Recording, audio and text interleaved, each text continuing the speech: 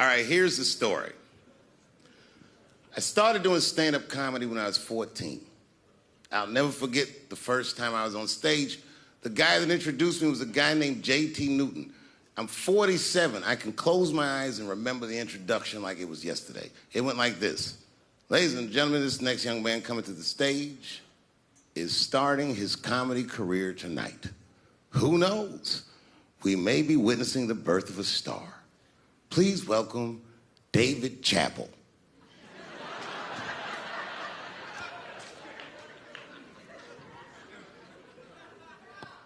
From the first time that I ever held a microphone, I was sure this was it.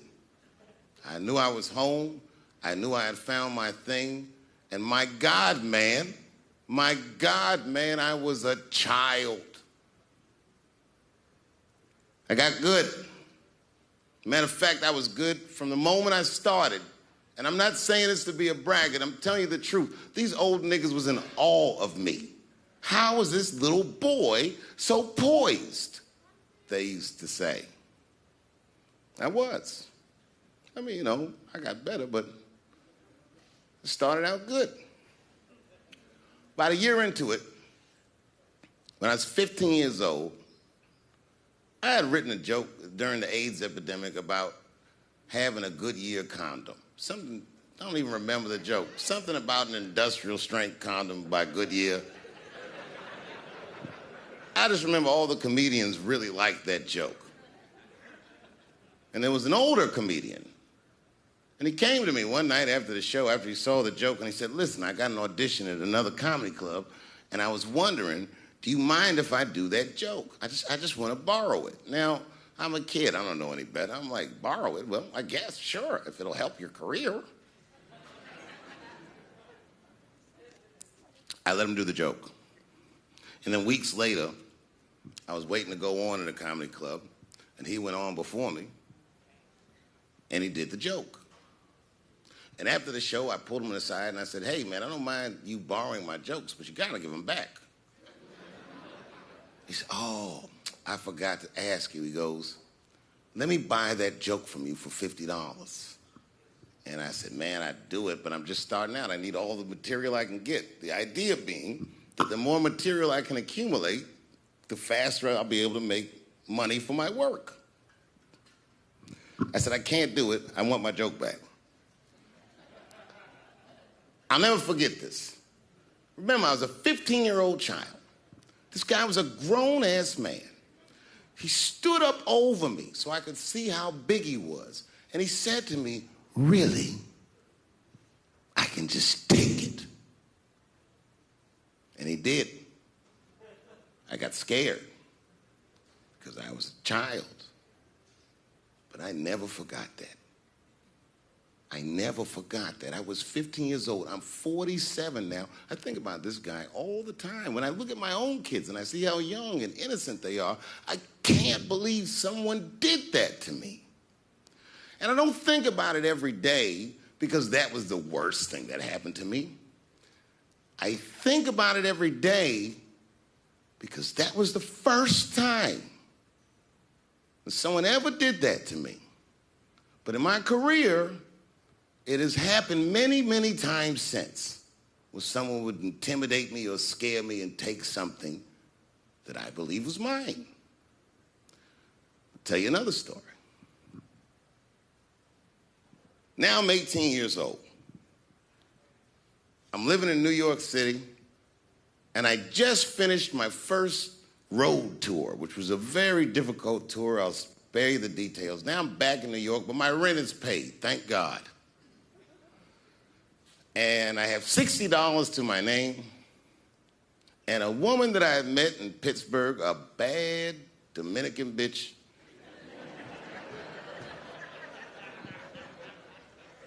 was coming to New York. She was going to spend the weekend with me. I couldn't wait for her to get there. She was coming that evening. But remember, I only had $60 for a whole weekend to entertain a bad bitch. Now I'm walking through Greenwich Village, and I see something I've never seen before. Three-card Monte. You know what that is? Yeah, the guy had the whole thing. The table was set up, and he had the 3 cards, and the crowd was hooting and hollering, and he was like, find the red card, find the red card, and people were playing. Sometimes they win, sometimes they lose, but it was really exciting, and I'm standing there watching it, and I noticed while I'm watching them play this game that the red card, the one you're trying to find, had just a little bend on the corner. And I'm watching it, and I'm like, yo, this guy doesn't seem to know that red card is bent. I'm going to beat this motherfucker. And I walked up to the table, and I said, let me play a hand. And I put my last $60 on that table, and he starts to shuffle and find the red card, find the red card. And I kept watching that bent card go around the table, make sure I kept my eyes on that bent card. And when he stopped shuffling, and he said, find the red card, I pointed to it with confidence. Here it is right here. And he flipped it over, and it was black. And he took my money. I couldn't fucking believe that. How did this nigga do that? Was that magic or sorcery? I was confused. So you know what I did? I sat there, and I watched him for a real long time play the game.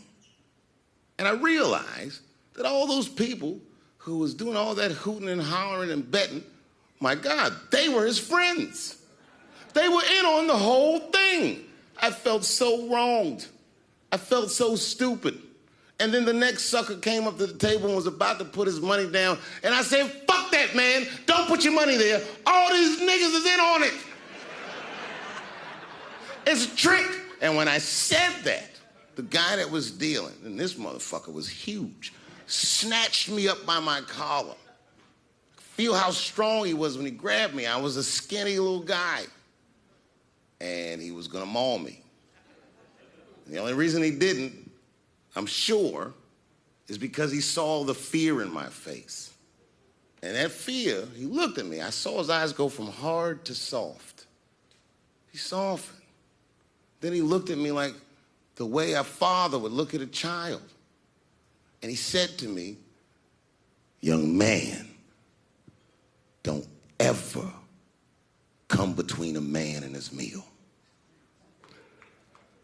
I never forgot that either.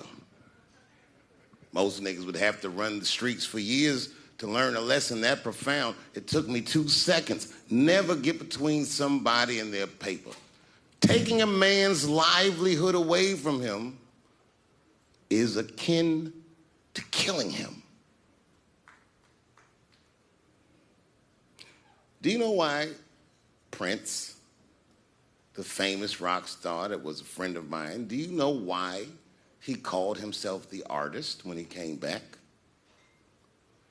He calls himself the artist because that's what they call us in our contracts. Oh, these contracts are crazy. You should hear the terminology they say in these contracts. To use your name and likeness in perpetuity throughout the universe. Who the fuck could possibly know what that means? Nobody does. It's so complicated, in fact, that when you're a kid like me, you have to hire somebody to tell you what that means. And you sit down at a table and you do the contract game. And that's how I got with Comedy Central. I signed the contract. But I signed the contract the way that a 28-year-old expectant father that was broke signs a contract.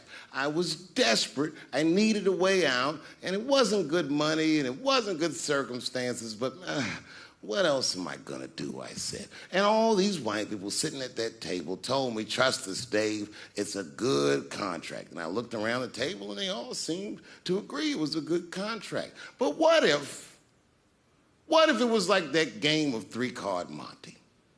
What if they were all friends and I didn't know it? And the bag of money was Iceberg's money in the first place. What was I talking about? What was I trying to tell you? Last week, 2 weeks ago, whenever it was, I called Lauren Michaels And I tell them, okay, I'll do it. I'll do Saturday Night Live on election night. And the day I made that phone call, the day I committed to it, it gets announced that Netflix is streaming Chappelle's show. Not just Netflix. HBO Max is streaming it too. Let me tell you another story about HBO. No, hear me out. Did you know, before Chappelle's show was at Comedy Central, I pitched that show to HBO. I told them what I wanted to do. Now, these are executives. All they have to do is say, yeah, we'll take it, or no, thank you, we won't. But they didn't say either of those things. They went too far. They said, literally, what do we need you for? That's what they told me, as they kicked me out of the office. What do we need you for? And here we are, all these years later, and they're streaming the very show that I was pitching to them. So I'm asking them, what do you need me for?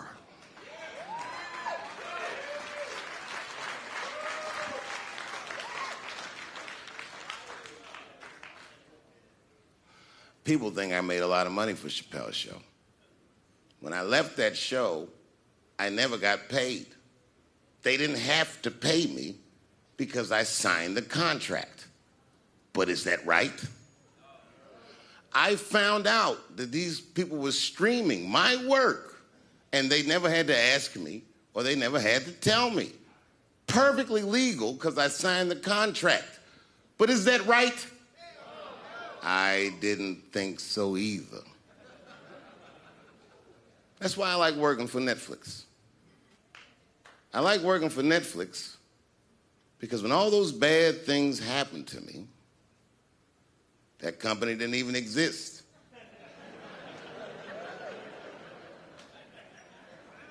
And when I found out they were streaming Chappelle's show, I was furious. How could they not know? So you know what I did? I called them and I told them that this makes me feel bad. And do you want to know what they did? They agreed that they would take it off their platform just so I could feel better. That's why I fuck with Netflix, because they paid me my money, they do what they say they're gonna do, and they went above and beyond what you could expect from a businessman. They did something just because they thought that I might think that they were wrong. And I do. I think if you are fucking streaming that show, you're fencing stolen goods. They stole that from me. They just took it. And I'm not up here trying to tell you guys that I believe that Comedy Central gave me a raw deal just because I'm black. I believe that they gave me a raw deal because this fucking industry is a monster. It's the same monster that these Me Too bitches was trying to tell you about. But they hate the monster for how it fucks. And I hate that monster for how it eats. But my God, man, it's the same monster. When I quit the show, all my friends would say, well, fuck them, Dave. Why don't you just do Chappelle's show at another network? Yeah. And why doesn't a slave run from one plantation to another plantation because the master over there might be nicer? My God, man, I was trapped. You know what? Tell you the truth. I've even thought about coming back and doing another Chappelle show. Well, but if I do, I can't call it Chappelle's show because my name and likeness is being used by them in perpetuity throughout the universe. It's in the contract.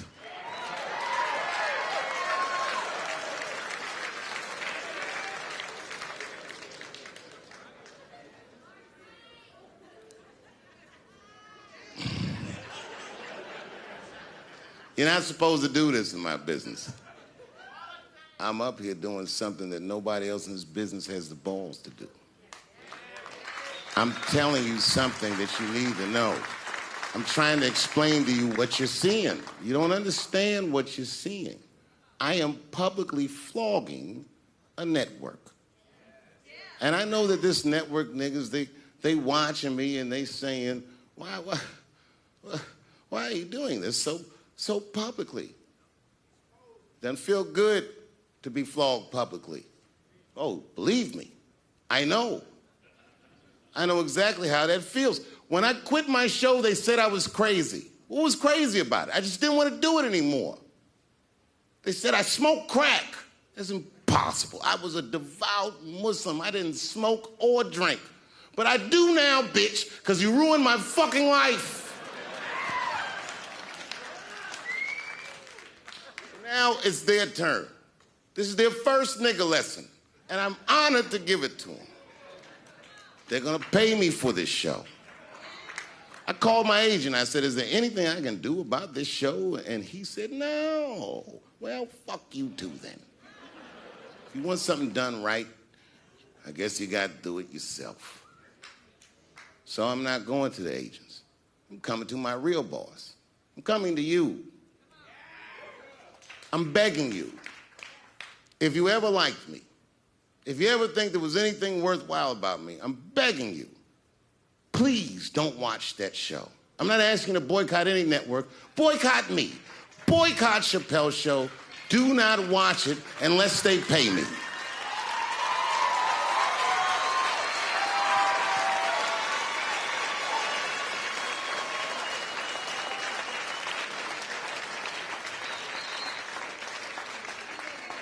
If you're a shareholder at Viacom, then I'm talking to you. Because all that shit that they do to us, well, they do everything for their shareholders. That's what they told me. So if you're a shareholder in that company, tell them it's wrong. And if you don't believe that it's wrong, then fuck you too. You should know what's in the hot dogs you eat. Now, there's probably a bunch of people at Comedy Central and Viacom and all these places that have no idea what I'm talking about. They've all either quit or been fired or got Me Too'd or something. Them niggas is gone.